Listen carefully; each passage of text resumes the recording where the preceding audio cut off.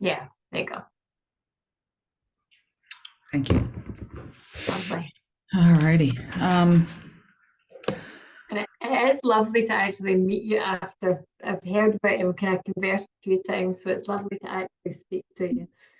Yes, and you too. I've seen your name around the block, and so tell me a little bit about what you do. So I'm in the UK just now. I'm the course lead for our Masters in Sport and Exercise Psych, but I do Awesome. some applied work as well. So Yeah, I worked with my PhD with Mark Anderson. I think you've worked quite closely with Mark. yeah, Yeah, he's I know. I awesome. love Mark. He is Well, wonderful. yeah, I love him, and I'm a little scared of him. I think everybody is scared of him. He actually was kind enough to write a like a little foreword for my book, which, you know, oh my God, that was like awesome. So, oh, that's Yeah, awesome. It's funny the degrees of separation we have in the field, and yeah, um, because I've known him forever, but pretty much since we've both been in Australia, have we like developed a bit closer yeah. ties. And you're based in Australia now? Yes. Yes, I am. So I moved here about 12 years ago, not thinking it was going to be for any amount of time at all. But between you and me, the way the US is going right now, we're just kind of waiting and seeing Yeah. till certain things happen. And if certain other things happen that I won't even name, because I think every time we say his name out loud, he's happy. So Yeah. Yeah. all right, well, I'm going to crack on just in the end, and so people can join in. But really, really appreciate you being here. Um, and I kind of want to just take us through a little story about why this has become important for me. It sort of weaves into what I'm about. I'm sort of setting the scene, getting you excited about the context. Um, but kind of want to talk about that before we get to the meat of it, and then we'll spend the rest of the hour kind of unpacking this idea of buoyant mindset and what that can mean. So, with further ado, I'm just going to put on a couple of. Let's see if we can do this. Go back to Zoom. Share my screen. There it is. Okay, you with me? Yeah. Okay, now. So there we are, floating. Wonderful. Um, and so this whole idea is, well, it's called being buoyant. let's just crack on. And Steph, you may know this about me, but just a little bit about how I came into this space. In possibly the worst career move ever. I went from virtually graduate school right into the USOC. I had a couple of years as a director of counseling for a small college that I don't really count because I really felt like I was a small pea in a pod, and then all of a sudden senior sports psychologist, and for years I had a pretty bad case of imposter syndrome as a result. So I'm well aware of what that can mean when you're working with really talented coworkers. Loved the work, loved the people, but it was a really hard gig for a while. Then it became great, and then it became not so good because I kind of burned out. 2010, I quit with nothing, and the powers that be, the AIS found me, heard I was unemployed, so they invited me to consider joining their team and actually leading the team, which I thought would be an interesting career move. And hey, don't we want to move to Australia? My husband was so not into it until we came for the interview, and he wasn't going to come. And I thought, that really was going to make it dead in the water kind of thing, because if he's not into it, we're not going. But at the last minute, in a karmic move, fares dropped by like $500, and he was like, all right, I'm coming. And he fell in love with Canberra, which is where we live. Who does that? Yeah. Nobody. If anybody in Canberra will tell you that's an impossibility, but nevertheless, with that kind of shift in fortune, we moved over and led the team at the AIS for about 7 years. And then in their infinite wisdom, they reorganized and decided that they no longer wanted to have a central location with a lot of sports science staff. ironically enough. That was in 2018. They've just now hired a new head of performance psychology. So you know how the pendulum works. Yeah. Anyway, all that being said, I left the AIS, was bought, they bought out my contract, and I think I found my calling, which I never thought I would. I thought I always loved to be on a team, which I do. I love being part of a team atmosphere, but the office politics are way better in my living room. And I get to do the work that I really want to do, which kind of leads into the middle piece is the book that COVID allowed me to write. And it was really a reflection on how the uncertainty, the massive uncertainty of the pandemic led people who I normally would have thought would be really smooth operators in the elite sports system to kind of stumble. Most notably, one of our national coaches kept training his squad as if the Olympics were next month, even after the Olympics were delayed till 2021, and literally shed a quarter of the national team in the process because they were like, and these poor athletes had already been selected and then were deselected and then had to go through another selection process. So in not being able to address all that, it did come to me that this idea of grit doesn't always serve us, in times, meaning grit, like that idea of just going after something myopically. So anyway, the whole book kind of was born out of that. I am professionally trained to speak for long periods of time without taking a breath. So I will try to, because what I want to do though is draw you into the conversation when we get going. But one of the things, and this is, I don't know if you're familiar with Brene Brown, the social psychologist. And she this is kind of her conceptualization of how genders, we deal with stress differently. And I'd be curious to see if this is your experience, but I see in women, and this really resonated with me, that I hear women often talk about all the different roles they play, this idea of conflicting unattainable expectations, and this idea that I got to get all that done before I can actually address me is a story I hear a lot. Whereas for men, what I see is, and I actually asked some men about this in my world, and they didn't disagree, because do not at any cost appear, and can you guess what the word is? Weak. Yeah. So the idea of I've got to soldier through and look like I know what I'm doing, even if I'm struggling. And so there's, so with that kind of thinking, I really wanted to tailor this idea. I guess what I want to say is that one size fits all mindset shifts might not be in anyone's best interest. So I wanted to focus this experiment that I have around this idea of a buoyant mindset to see if it really resonated. Does that make sense? Absolutely. So with that, whoops. Yep, that's what I want to do. I brought in a mirror, and I'd love to just turn it to you. And when you saw this topic, and you have plenty of other things you could be doing with your time, what brought you here? What's your story? So what brought me here really is I'm really interested in understanding the difference, especially in sports psychology, with women practitioners and male practitioners, and how much more difficult it is to kind of get into the networks and embed yourself in. But there's also in education, it's such a gendered environment. It's so difficult to make a difference. The way that I want to make a difference. So I feel it's just kind of like you were saying, I feel I have to play the game first to be seen as who they need me to be. And then once I've done that, then I can make a difference and I'm listened to. But otherwise, I'm not really heard because it's a different type of voice. And I love and hate that story at the same time. I like that you recognize what's happening, but I was the only woman at the USOC until the last 6 months. They hired a second female practitioner. So I didn't even realize what that was doing, because that's what you did. Yeah. And yeah.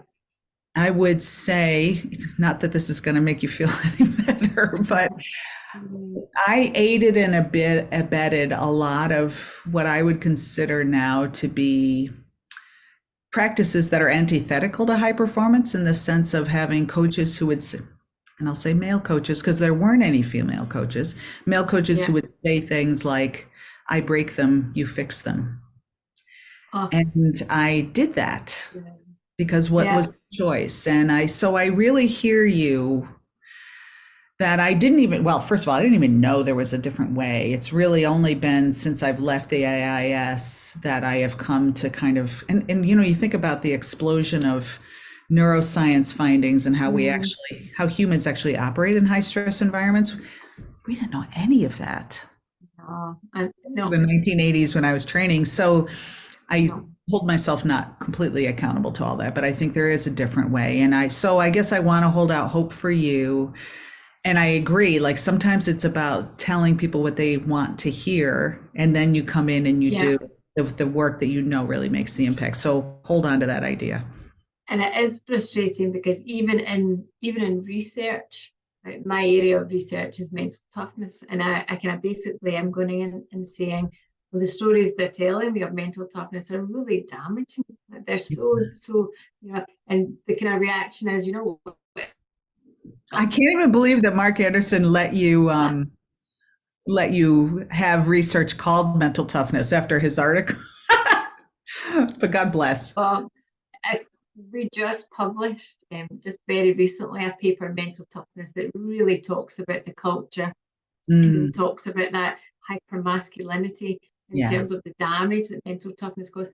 And the difficulty getting that published has been because it's not the dominant paradigm. It's been really difficult. Really? Mm. Gosh.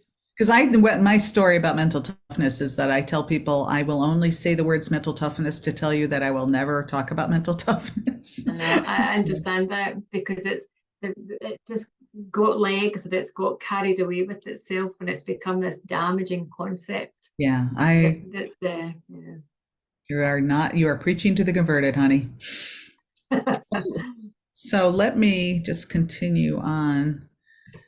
So this idea, I just quick concepts around this idea, and maybe this is, I think this is important for you as whether you were thinking this might be for the athletes you work with, but I'd like to invite you in to consider how do you become more buoyant in this environment? How do I ride the waves rather than letting them swamp me is why I picked the Yeah, metaphor. And so the things that come to mind is, first of all, and I want to unpack this, like resilience is not a word I love, but I will talk about it in a way that fits my purposes. But how do we ride the waves, of the fortunes of our jobs or our lives? yeah. And you'll see I call this appropriately gritty. Because I see, and I'll distinguish resilience as I'm going to talk about it is a mindset, whereas grit is about behavior. So Yeah, appropriately gritty, as opposed to in not getting to where it's an overshoot. Um, but at the same time, what COVID taught me is that we have to absolutely be agile when we apply our grit because things change. And so how do we adjust really smoothly and appropriately? So again, resilience, appropriate amounts of grit. You need it. I mean, frankly, to get anywhere, in my view. yeah. And I just, in the book, I talk about the fact that in elite sport, everybody's gritty. It's like in the water. Mm, And so you have mm, to, like, when you realize everybody's doing it, you don't know that how like yeah, impactful it is on you. Anyway, and then agility, and then finally, this idea of really having an eye on the weather. So maybe I should have reordered that. So you need to be aware of the weather before you can be agile in adjusting to it. But so those are the mindset skills I want to kind of, well, I'm touching on, let's put it that way, maybe an hour. It's not a big yeah. unpack. Now, so this is where this occurred to me around this idea of grit and resilience, and I think it's more complicated than we know. And I don't know, do you get my newsletters? I don't think I do, no.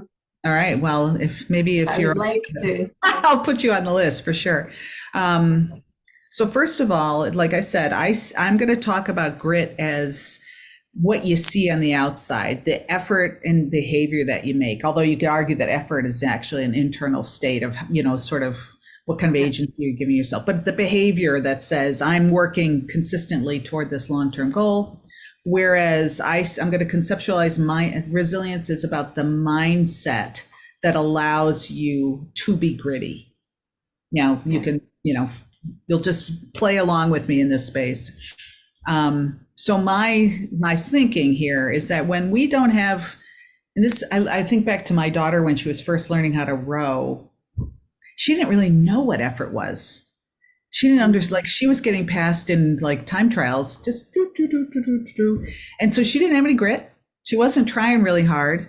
And she would let, circumstances just bowl her over. So I think there are times, and I see this not so much in elite sport, but in lots of other domains where people don't know how to be gritty and don't have the resilience, let kind of life take advantage. Whereas, and I'm a living example of this, chronic overgritting kills our resilience. And I do see this in athletes, and I see this in a lot of high performers who think if some of this is okay, more must be better. Does that make sense? Yeah. So in a nice, neat bow on the top of this package, I'm going to say that buoyancy is that combination of the kind of more easeful challenge mindset and that ability to be gritty in a way that's sustainable. And that's the wish I have for you, because I hear you. You're going to be working your way in through a system that may not be greeting you with open arms. Man, buoyant mindset for all of us. So this is how I see it. There's an inverted U relationship, that grit, when it's underutilized, we don't see resilience. And we could argue that resilience and performance are kind of, that we get to a place where, and we have the really, I'm gesturing with my hands, but here it is. When we have the resilience and we're just kind of opportunistic and going, we can hit this sweet spot. We're making good effort. But like I saw with that coach, and when I've seen with myself, that we can over-index and then we fall apart. And so the question is, I see this for both genders, but specifically around what are some of the solutions for women in particular in this space? Does that make sense? Any questions about that? No, that's fine. All righty. So let me go back. So what I've done is I've created a series of 10 questions that I'm going to take you through. You are going to pull out a piece of paper and a pen or an iPad and something to write down your answers, okay? And we're going to go through this little assessment together. All right, are you ready? Yeah. This is your chance to play along in the game. Okay, so I'll just read them out loud, and that'll take too long to reflect on this. But when faced with a challenging long-term goal, do you often give up? So A, give up or lose interest when you encounter setbacks. B, do you stay committed and keep working toward it despite obstacles? C, do you push yourself to the point that it impacts your well-being? Don't think too hard.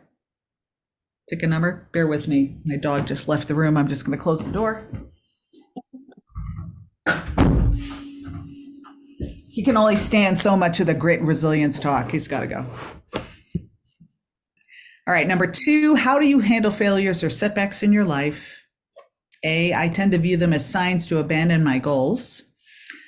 B, I see them as opportunities to learn and grow stronger. C, I dwell on past failures as a way to whip myself to more effort. All right, got a letter? All right. Number 3, when setting a new goal, do you prefer goals? So A, prefer goals that are easily achievable and require minimal effort. B, set ambitious but realistic goals that challenge you in a healthy way. And you can, boy, this is right out of goal setting literature, isn't it? And C, set very hard goals that might be unrealistic and stressful. Number 4, how do you approach your daily tasks and responsibilities? A, often procrastinate or avoid tasks that require effort. B, I tackle tasks with determination and a sense of purpose. And C, overcommit to tasks and become overwhelmed.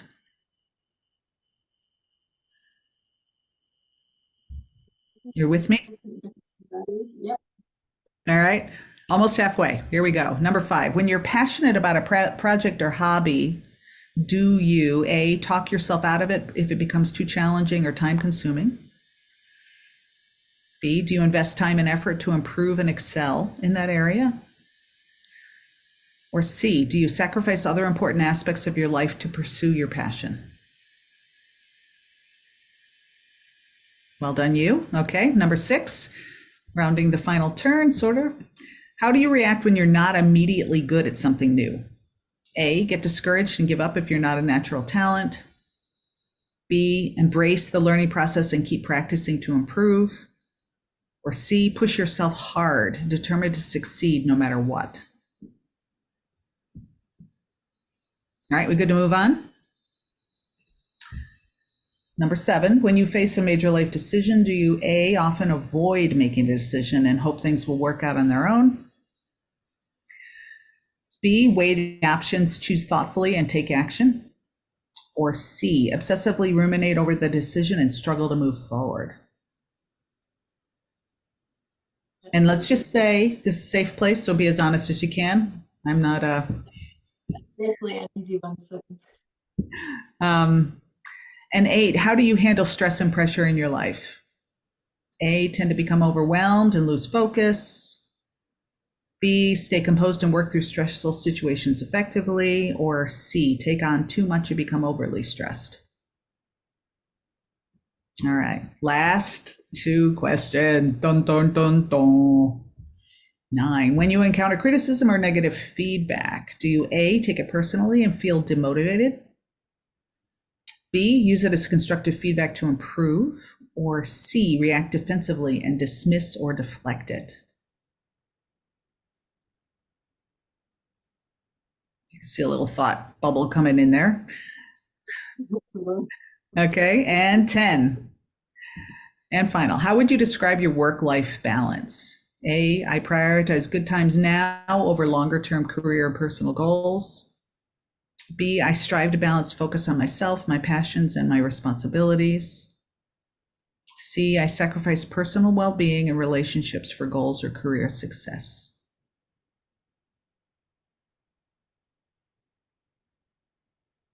Okay.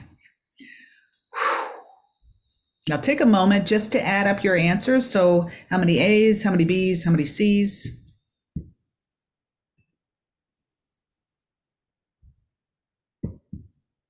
And sorry for the, this is going a bit fast, but I want to make sure we kind of get to.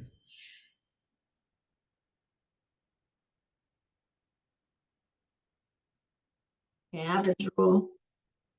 Say that again. I have equal numbers of 2. And that's where the interesting stuff is, because A responses, you could probably kind of read through where this was going, suggest a tendency to lower grit and resilience and a potentially lower ability to manage stress and challenge. B might be seen as the sweet spot, a little idealistic in my view, but nevertheless. And C responses suggest a tendency toward over-gritting, a risk of lowered resilience and burnout. And you are looking at somebody who is a card-carrying C. Yeah. Although I will go, I'll tend to kind of vacillate, whipsaw between A and C. But it sounds like you kind of go through all 3. And where I think the reflection here is around what are the factors that take me away from B into either A or C? And I don't know, is anything coming to mind for you as you reflect on?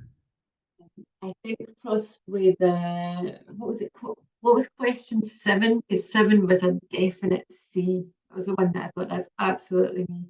Yeah, there you go. That rumination over it and that kind of paralyzing analysis. So that's a definite C. Yeah. And then that kind of pressure is sometimes A, but sometimes my reaction is C. So yeah, and I situationally specific as well. So and I really want to reflect on there's no shame in any of this, because you think about there's some stuff that might be personal, but there's a lot of cultural conditioning that goes into this, and We are, and yet, obviously, wouldn't be here saying we're screwed and we're stuck with this. But there are things that I would be saying we can do to change. Yeah. So, kind of overlaying the ABCs, we're seeing the A zone, the B zone, the C zone as we're reflecting. So the things I want to reflect on, if we're looking to become more buoyant and kind of move into that ability sort of to have the challenge mindset and grit appropriately to the situation and to be able to have that agility when the situation changes, to know when we need to turn on and off. What I would, these are the questions that I invite everybody to reflect on, is what is your relationship history with grit and hard effort? Because I, by way of example, was socialized to believe that hard work was the solution for everything. Don't have to be the smartest, but you will be the hardest worker, little Kirsty. Yeah. Do you have anything there, like anything that you're aware of around your relationship with hard effort? I mean, I think that's probably why my PhD was mental toughness to Yeah. So that was my, how do I get to be even tougher and harder and that kind of thing. So I think that's where it is. We all suffer from the irony of our expertise, I think, this idea. I know, it cracks me up. I'm with you, even though I hate the term mental toughness. No, I know. I always like to kind of think about what are the stories that we are telling ourselves that might be holding us back. Because I'm one who, if you look at the Myers-Briggs, I'm a high J, so I like completion. And I have a hard time. So the story I tell myself is that life will be so much better if I get this next thing done and the next thing and the next thing. And then you're never really feeling good about it because there's always something else to do. So I have to really examine those stories in my own head. Yeah, I think probably mine are more about that being a female in a male environment and that kind of not good enough, the kind of that traditional aspect.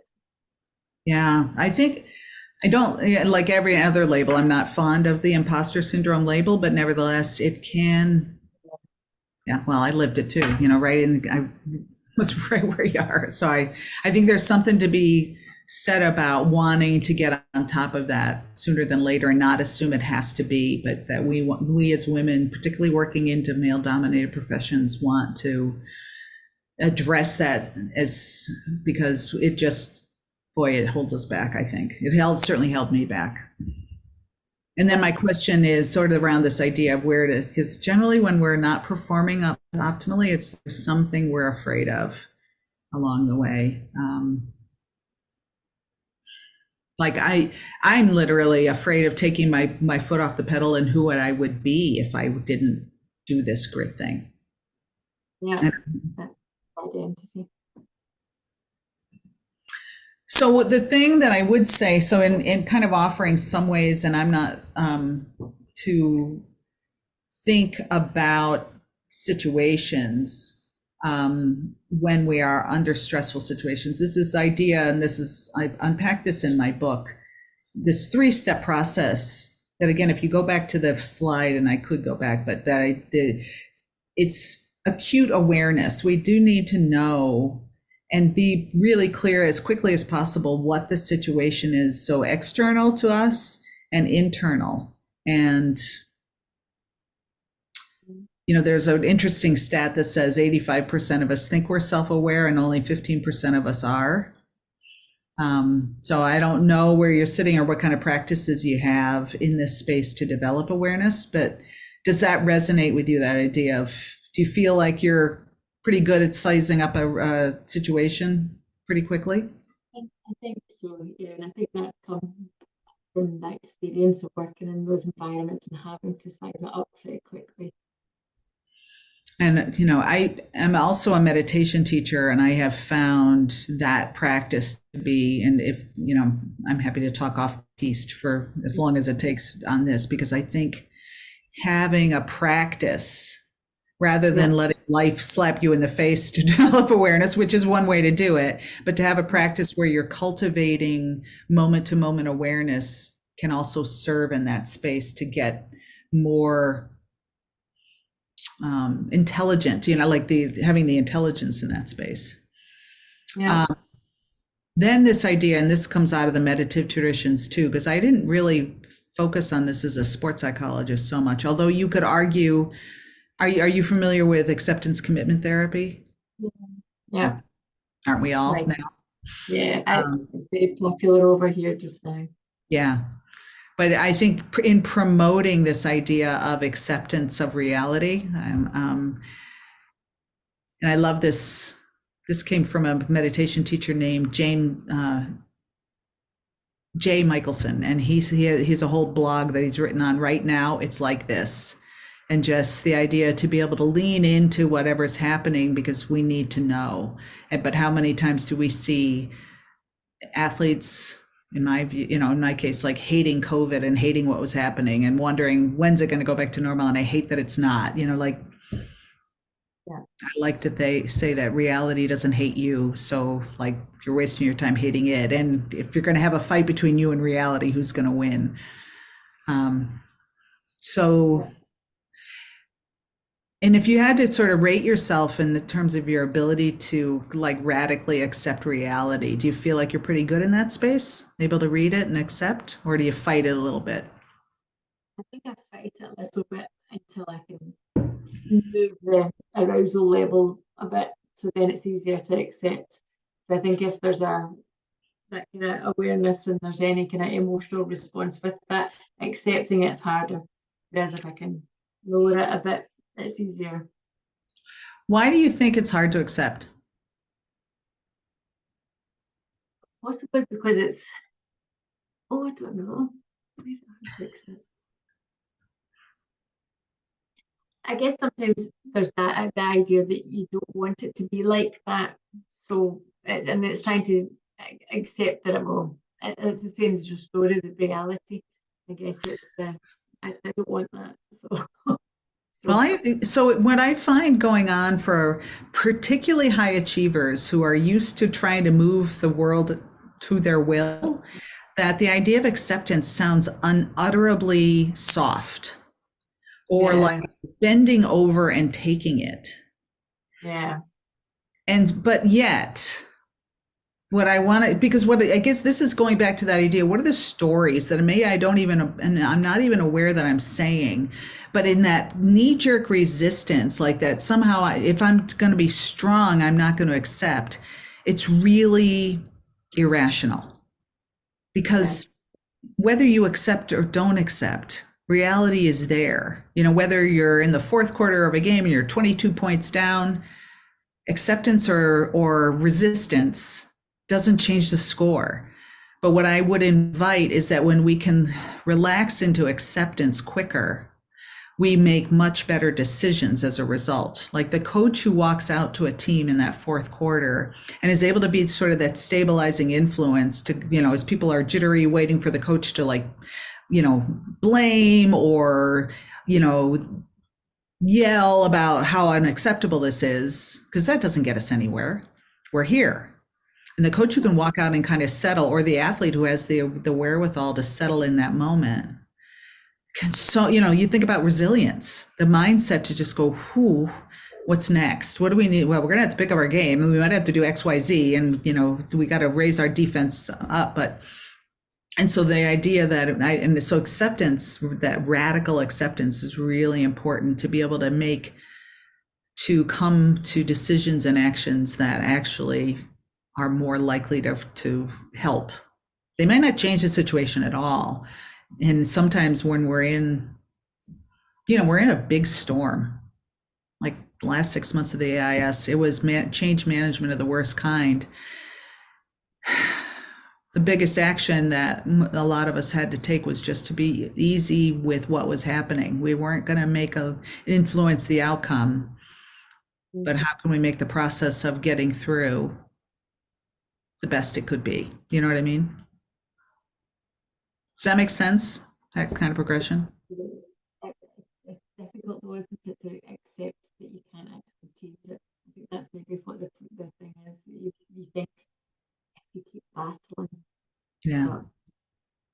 And I think it is counterintuitive. And I think about the ways in which you want to hack into these, sports systems. Like I can't tell you how many times I heard coaches say, particularly in the US, I just hate to lose.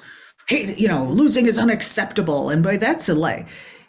I'm not suggesting we love losing, but I am suggesting that hating something that doesn't hate you back is like kind of a waste of time. And it doesn't promote the kind of ability to tap into our resources. If coaches are saying things like that, it's raising threat, not lowering it. And we want to be able to, loss is hard enough, but if we're threatened by it, then we've doubled down on how hard it's going to be to get through. Yeah, definitely. All right. Thank you very much for it's always great to have, first of all, cameras on and have nods and smiles. So mwah. It makes me think about a coach that I was working with recently. Again, I was doing a values exercise with them just to try to set up the core. But the coach kind of pulled me aside halfway and was like, we need, the outcome and value. So he wanted to change fun into that kind of outcome base. And it's like, oh, how do you do that? And how do I keep the coach happy at the same time as actually being honest with the players? Because and there's that, and that's a really horrible, so you can't, how do you, so it just reminded me of that. So over the course of my career, I have done everything the coach asked to make them happy, even in my heart, knowing that that's not where to go. But I have also, I did successfully challenge, so we just have somebody else joining us here. Successfully challenge a coach that I worked here in Australia with, and really got him to sort of back off, because what was happening is his change toward outcome stuff was based around fear. Like, I'm afraid that if I take my foot off the hard ass pedal, that my team isn't going to perform. And so we got to a place where, hey, Sarah, you want to put your camera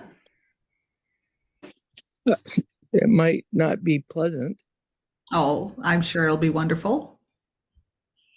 Look, I'm 9 o'clock. Well, what am I? Yeah, going on 9 o'clock in the morning. Steph is like nine in the evening. So Sarah and I go back to high school.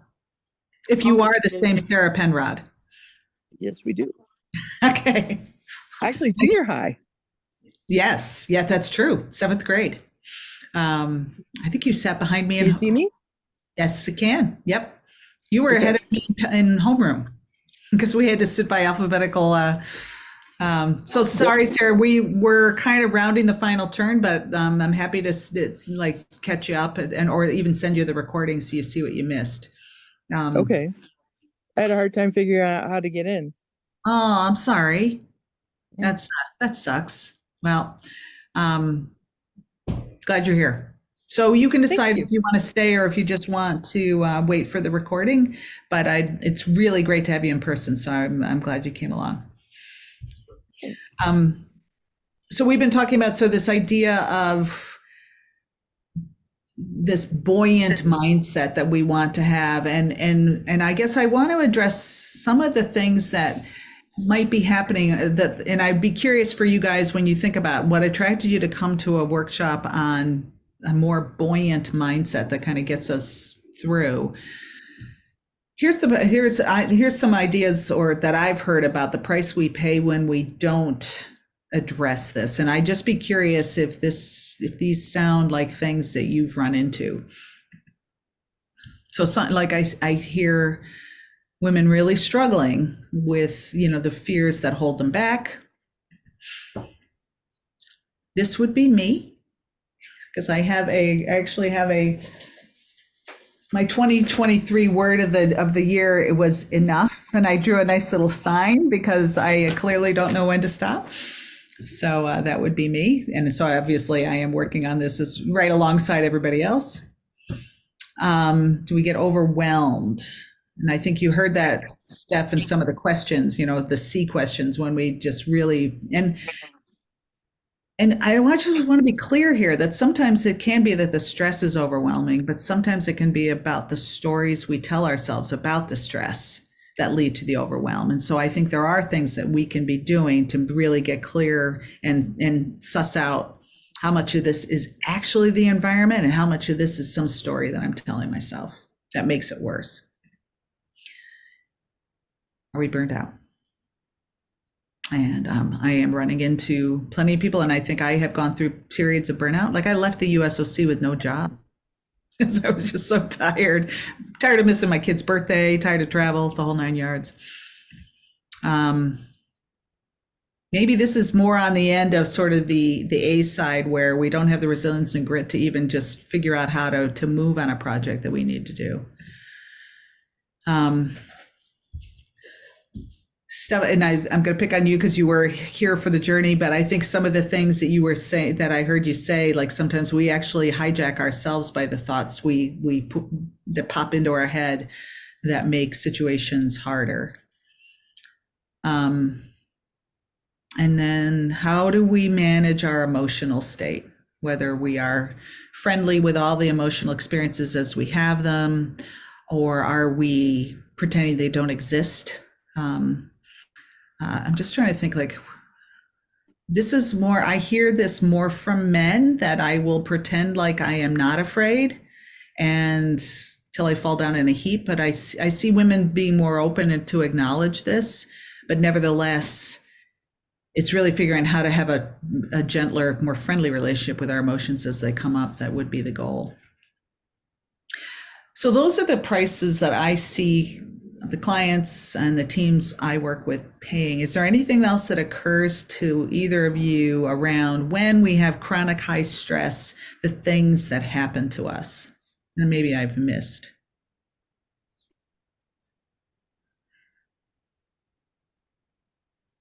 But the overwhelmed thing tends to apply to me. You are in good company. I just want to say that none of these are like one person slots, but very much tied into the human condition overall. I like to say that we are not issued an instruction manual for our mind. And so lots of times these things happen and we don't know how to deal with them because we've never learned, in a way that so much of the physical space, we know how to train our physical body, but we haven't been taught the way to manage the stuff and the overwhelm. So Sarah, I'm with you.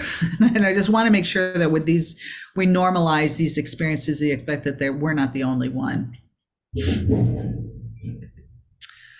So these, and then I get, when I think about going on to kind of fixing this, what are the things that stop us? And I'll just throw some things in here. Like I hear from clients, I just don't know what to do differently. I can't change. I'm too old, too tired, set of my ways, been there, done that. And it will often be that somebody will come in to meet me as a performance psychologist, all determined to change because that's what they're paying me to do. And then second session, it's like, okay, P, this is just how I am. And, okay, well, if that's, we need, there's some work there too, because that's a thought. Think about all these thoughts that we might have that suggest I'm kind of stuck here. It's a thought. It may or may not be reality. Let's see. Like, I don't know where to start. And often it is a case of like, wow, this is such a big problem for me that I find my mindset is grinding me down. I don't even know where to start going. Big one for everybody. I don't have enough time. And yet, so I'm as I mentioned to Steph, I'm a meditation teacher, and almost everybody I talk to about that practice will say, how can I fit that into my day? And yet CEOs of major corporations manage to fit it in. High performers across domains find a way to do it. So all I'm going to say is that's another story. And then again, getting back to what happens for women, it's all about everyone else, not about me. I find this to be a chronic condition where we're taking care of our kids, we're taking care of aging parents, we're taking care of colleagues because somebody at work, I'm the one everybody comes to. as a sports psychologist, obviously I'm there for the whole team and the coach. And when do I actually do this? And I'm going to argue that I want us to prioritize. Maybe it's time to prioritize. So having said all that, oh my God, I'm going to actually finish this on time, which is a world record for me.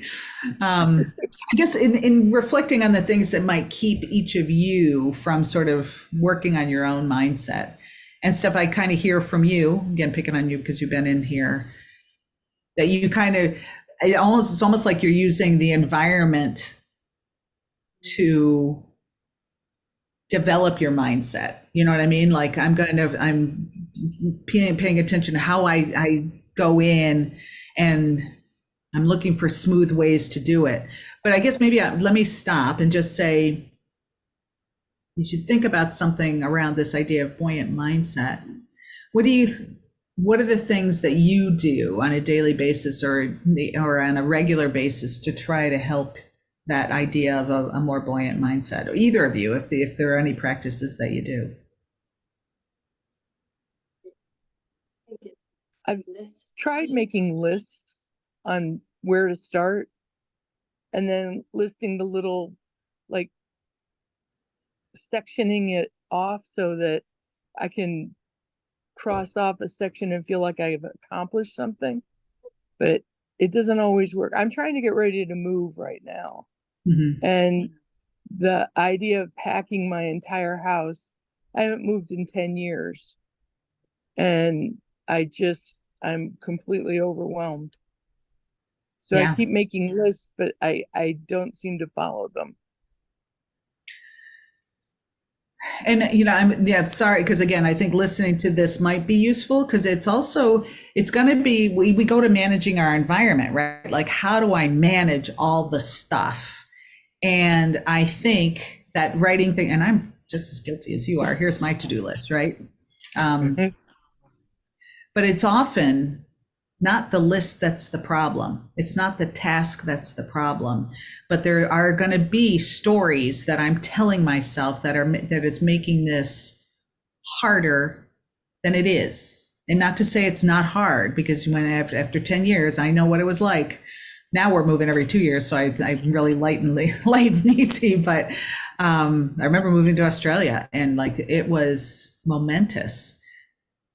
But I'd be almost sure that there'd be some self-limiting stories in there that would be awesome to unpack. And so you might find what we've talked about already a little bit useful. Steph, do you want to speak into this space at all?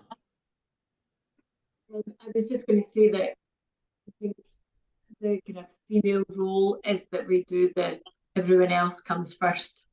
So I think and it's hard to try to put a stop to that and actually just say, okay, there's 10 minutes in the day that is just fine. It's only 10 minutes, but you have to kind of ring fence it. And that's just, and if that's a story that we tell, it is a story, because it's ridiculous to think you're awake for how many hours and you can't find 10 minutes. But you get caught up in the story of fixing it or being around, being the fixer for the kids, for the house, all these kind of things. So it's just that balance, I think, trying to change the story. And I think mothers experience this a lot, and there's this maternal guilt thing. But if we really reflect on what guilt means, it's the evolutionary feeling we get when we've done something wrong. And yet we'll feel it in situations where we actually haven't done anything wrong. Like, there is no way that we redefine guilt as a way to spank ourselves. But I want to know, what is the sin we committed as a parent to take 10 minutes away to do something, or get our kids to make a meal for themselves so we're not doing it, like training them to be self-sufficient. And yet there's a story there, and guilt is powerful. But I would love for us to step back from guilt and really look guilt in the eye gently in that ACT therapy way and just go, thank you. I'm not buying it today, and I'm actually going to do X, and let's see what happens if the world wobbles on its axis or not. And so it's a very powerful set of stories we tell ourselves. So thank you both for sharing kind of what's keeping us in place in some ways. So I just want to talk. So what I'm going to be about, this whole workshop is a gateway into some deeper dives into how to deal and develop a more buoyant mindset. So I have 3 90-minute workshops that I'm offering that come out of this. So it's, if what we talked about gives you any traction, then these may be ways to help move the needle on this idea of a buoyant mindset. So we have, and I tried to time these to be good for both US, Australia, and even UK markets. But this idea of how do we build a resilient mindset? What does that even mean? How do we learn this idea of awareness to be able to be more quickly attuned to what is actually happening to us? So Sarah, and this is, again, I'm sorry, we're sort of walking into this late. We talked about this idea that getting better at being aware of what's happening outside, meaning, oh my gosh, the movers have just called maybe, and I need to schedule a time for them to come in and look at this. And it's cascading all this reactivity around the fact that I'm not ready. So it's the situation with the movers, and then it's the situation of my internal experience. I want to just become aware. So that's the second workshop. And then finally, what this idea of when we need to shift something. So when the winds change. So how do I see the fortunes of, for example, using Sarah's situation again, the first movers canceled the contract, and now I'm scrambling to find a second. I don't want me to traumatize you with the move coming up, but something that kind of comes up unexpectedly, and how do we adjust to it as smoothly and easily as possible? So there's these 3 separate workshops that are coming up to kind of take a deep dive on what we've unpacked today. So in your case, Sarah, it might be, again, useful to see kind of, you might be looking at this going, what the hell? But if the shaping up of why I think this is important. So Zoom now, when I raise my hand, it raises the hand. Do you see that? Pisses me off. Cool. It's cool, but it's annoying. Let me just say. So the way this would work, if this is at all interesting to you, I've unbundled each of these workshops, so there'd be $350 per person for one, but you could sign up for all 3 at a discount, and you get a further discount if you do it off this webinar. So meaning that I'll chuck $35 off the $350 and $99 off the. You follow me? So there's 2 discounts going on here. If you're interested, and because it would be doing a disservice to buoyancy if I thought we could get through this all in one shot. But this is what I do, is teach this stuff. So if you're interested, you can email me. And I do have, it's really a pain in the ass. I have the events on Humantix, but I'm happy if you email me, I'll send you the links to each of the workshops and you can sign up and register. And even if you want to just have a chat with me, I have I can offer you 30 minutes to just chat through. So Sarah, if you want me to go back over kind of what we talked about and just a chat, we can set that up. And it's obviously if you guys can access the chat box, but let me know if you want to join my newsletter, because every other week I unpack some aspect of what I call frictionless performance. So if you go out to my website, you can see a treasure trove or a trash trove of past newsletters that work in this space. So I'm going to pause. Because as I told Steph, Sarah, and you probably know me too, that I can speak for long periods of time without taking a breath. And so how is this landing? What do you think? It sounds helpful. I would love it, and does it sound like something you'd like to do?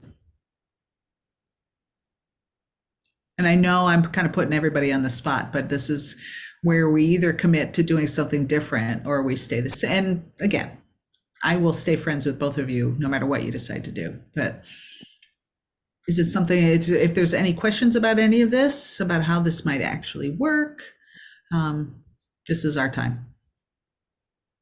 Yeah, I'm just interested in how the workshops work. So the 90-minute workshops, how is that? So we kind of come in, and we'd obviously be doing this on Zoom. Yeah. Unless you want to fly to Australia, in that case, that'd be a beautiful thing. We could sit by the lake and do our work.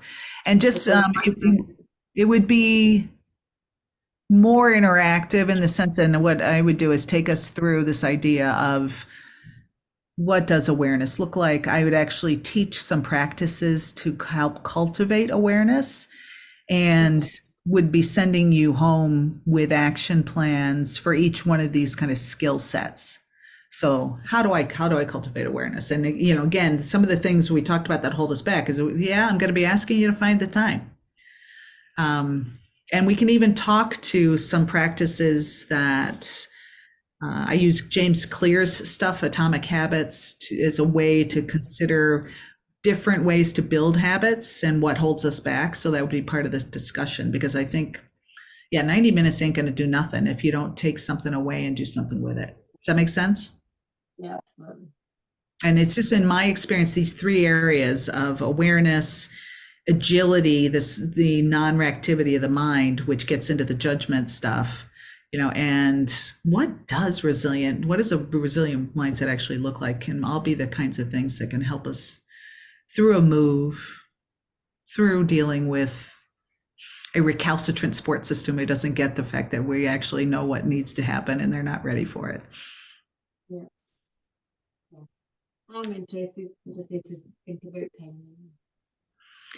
Well, what I invite you to do, and I'm sorry, if I was really on my game, I'd have a button right here you could press to reach out, but I'll be following up with an email. Sarah, I'm happy to send you this recording so you can kind of get your head around sort of what we've been talking about, and to check in to see kind of how you're sitting and answer any questions. So that'll be on email, but again, I'll put the link to my calendar into the email so you each have a chance to chat if you'd like. Okay. Well, we are just on time. So any last anything? Let me just stop the share so I can see Sarah a little bit bigger. Thank you very much. Lower hand, for God's sake. Anything else for the good of the order? I have to say for mine, it's been a pleasure to have both of you into the chat. You've given me some good things to think about.